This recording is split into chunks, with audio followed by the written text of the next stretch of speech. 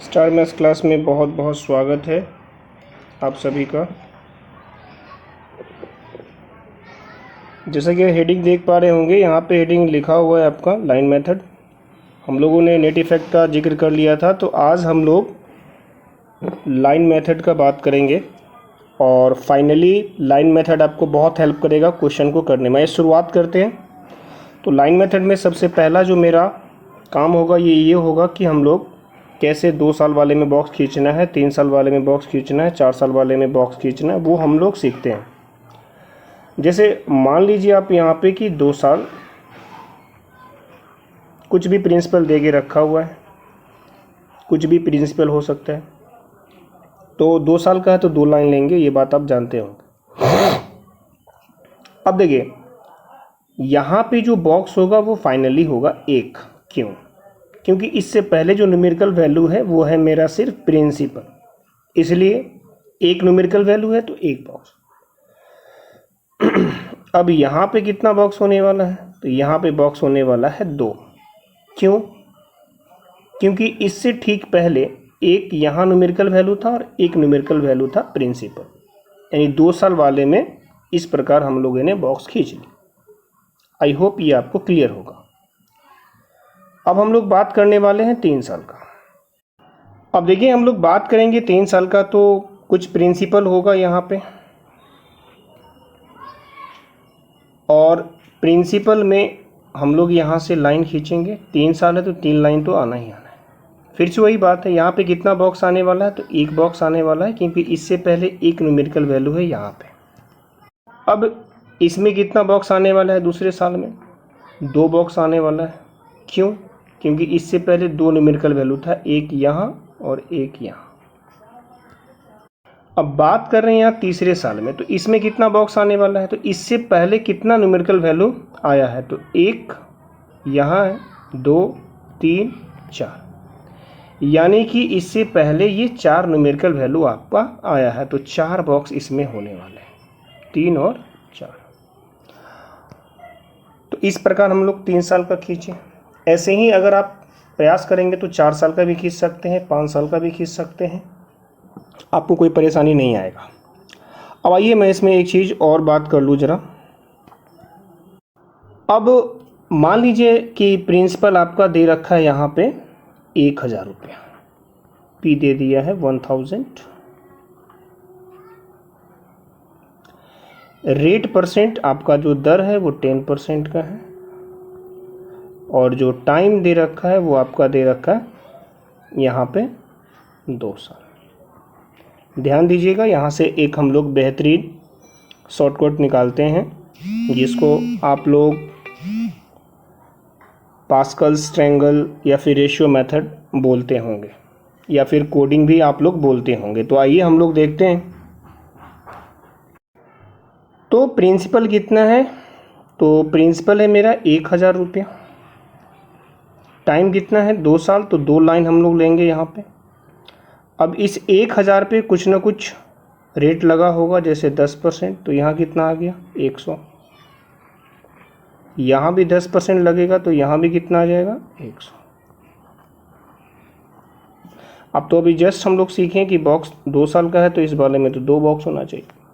तो अब यहाँ पे इस 100 पे ये वाला रेट लगेगा। ध्यान दीजिएगा भाई साहब, ये रेट जो 10% है ना, चूँकि रेट परसेंट सेम है, बट आप ध्यान रखोगे ये वाला रेट परसेंट आपका यहाँ पे लगेगा। तो 10% अगर लगेगा तो कितना आ जाएगा मेरे भाई?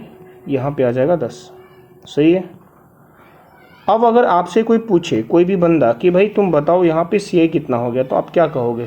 100 + 100 + 10, यानी जो मेरा CI हो गया वो हो गया 210।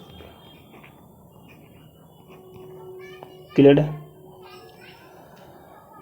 अब मैं आपको समझाना क्या चाह रहा हूँ, बताना ये है कि प्रिंसिपल पर रेट परसेंट जब सेम ही रहे, तो प्रिंसिपल पर यहाँ भी 100 मिला और यहाँ भी 100 मिला।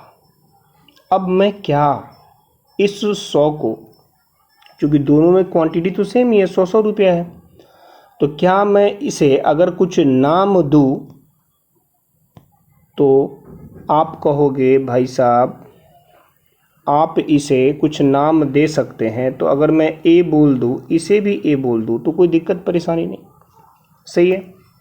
अब मैं इसे, चूँकि ये क्वांटिटी अलग है, डिफ़र है, समथिंग डिफरेंट, तो इसका मैं कुछ अलग नाम रखता हूँ। जैसे मैंने वो ए था तो इसको मैं बी मानता हूँ।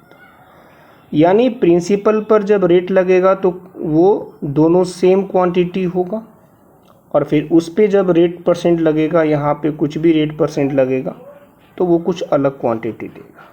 क्लियर है भाई? तो यहाँ से हम लोगों ने एक गज़ब का बात निकाल लिया। गज़ब का बात ये निकाल लिया कि 2 साल के CI का एक हम लोग कोड भी बता सकते हैं। यानी आप कहोगे 2A प्लस क्या B, यही 2 साल का CI है। आई होप क्लियर होगा आपको।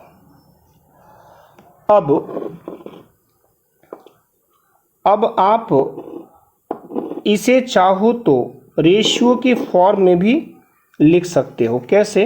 तो देखिए यहाँ पे ऐसे अपन लिख सकते हैं।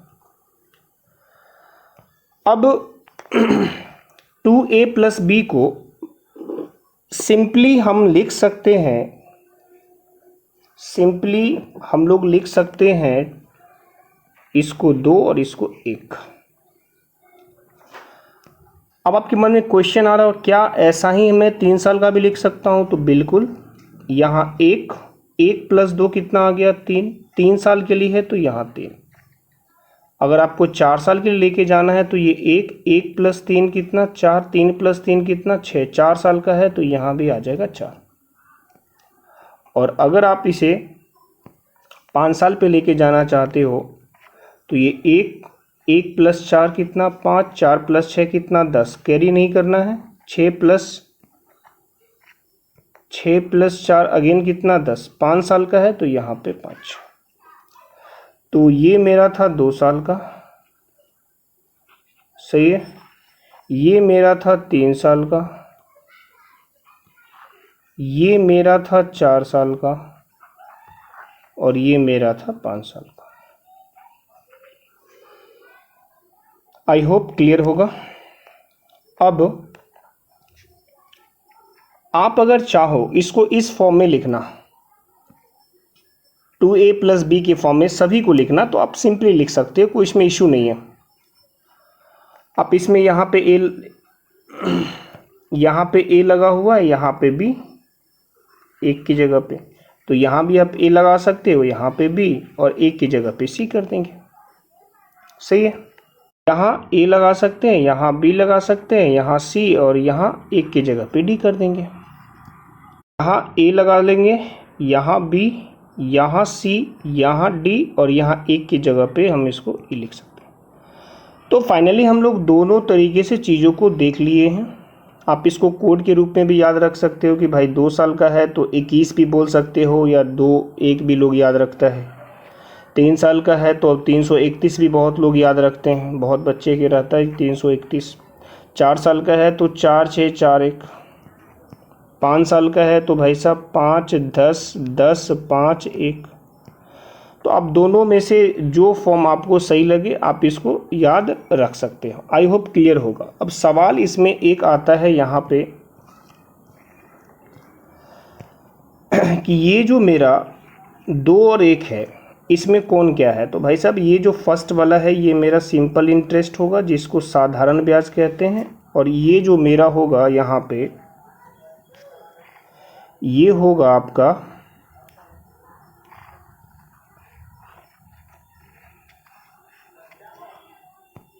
SI CI minus SI, CI घटाव SI, चक्रवृद्धि ब्याज माइनस साधारण ब्याज। उसी प्रकार अगर मैं बात कर लूँ यहाँ पे 3 साल वाले का, तो आप कहेंगे भाई साहब 3 साल का कोड तो ये है, 331 है कोड। तो यहाँ पे 331 में ये क्या है?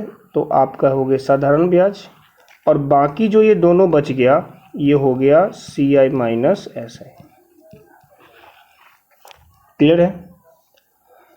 इसी प्रकार अगर मैं बात कर लूँ यहाँ से 4 साल का, 4, 6 4 1, तो आप इसे ऐसा ही बोलोगे और इसके अलावा जो बच गया उसे हम लोग बोलेंगे CI माइनस SI, यानी चक्रवृद्धि ब्याज घटाव साधारण ब्याज। तो आई होप कि आप इतना सा बात समझ गए होंगे। इसी तरह 5 साल 6 साल जहाँ भी आपको जाना है आप निकाल सकते हैं, कोई दिक्कत परेशानी नहीं है। अब मैं इसी में बात करने वाला हूँ रेशियो मेथड का। इसी में मैं बात कर लेता हूँ रेशियो मेथड की। रेशियो मेथड को अपन कैसे यहाँ पे, तो रेशियो मेथड एक्चुअली जब हम लोग परसेंटेज पढ़ाए होंगे या पढ़े होंगे क्लास में, तो यहीं से उसका यूज़ स्टार्ट हो जाता है। फिर से मैं रिपीट कर देना चाहता हूँ। जैसे सपोज कर लीजिए 10% है और टाइम मान लीजिए यहाँ पे 2 साल दे रखा है। प्रिंसिपल कुछ भी हो सकता है, अभी मैं सिर्फ मेथड की बात कर रहा हूँ।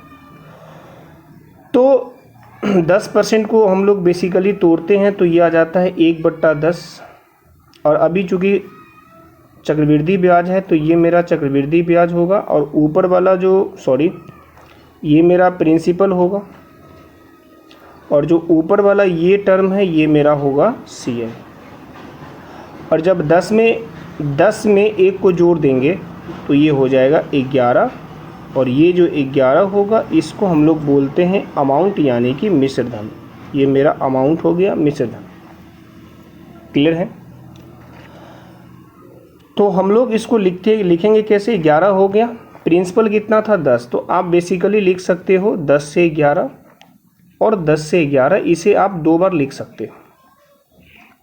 तो फाइनली फिर कितना आ जाएगा? ये 100 आ जाएगा, और ये कितना आ जाएगा? 121 आ जाएगा। क्लियर है? तो एक तो ये है कि भाई रेशियो मेथड से अगर जाना है तो आप इस तरीके से चीज़ों को कर सकते हो, लिख सकते हो। बट इसको भी थोड़ा सा अपडेट किया गया है। आप 10 से 11 लिखने के बजाय, आप जानते हैं कि टाइम 2 इयर्स है, तो आप इसे इस तरीके से भी लिख सकते हो। तो आप 10% को ब्रेक करोगे तो 1/10 आएगा। फिर से वही बात हो गया, ये तो प्रिंसिपल है और ऊपर मेरा CI है, ये आपका है CI, सही है। और जब मैं इसे ऐड करूंगा तो 11, ये क्या मिलेगा? मेरा अमाउंट। अब यहाँ टाइम 2 साल है भाई, टाइम 2 साल है, तो मैं सीधा प्रिंसिपल अमाउंट का रेशियो फाइंड आउट कर सकता हूँ। भाई 2 साल है तो 10 का स्क्वायर कर दिया, कितना आ गया? 100। 11 का स्क्वायर कर देंगे, कितना आ जाएगा? 121। क्लियर है? और किसी अगर बच्चे के मन में होगी सर अगर यहाँ पे टाइम 3 साल होता तब क्या करते? 3 साल अगर होता तो फिर 10 का क्यूब कर लेते, कितना हो जाएगा? 1000। 11 का क्यूब कितना होता है? 1331। सही है। तो इस तरीके से हम लोग रेशियो मेथड का भी यूज़ करेंगे। और आपने लाइन मेथड को भी देखा, लाइन मेथड से हम लोग कोडिंग वाले पे चले गए थे, आपने उस मेथड को भी समझा। तो बेसिकली जो हम लोग क्वेश्चन को करते हैं उसमें लाइन मेथड को ही अपडेट करके हम लोग क्वेश्चन को बनाते हैं। आई होप आपको अच्छा लगा होगा। आप इसको राइट डाउन करेंगे, लिखेंगे, सीक्वेंस वाइज चीज़ों को समझेंगे, और फिर हम लोग मिलेंगे नेक्स्ट सेशन में। तब तक के लिए गुड बाय। ध्यान रखिए अपना, खुश रहिए, मस्त रहिए।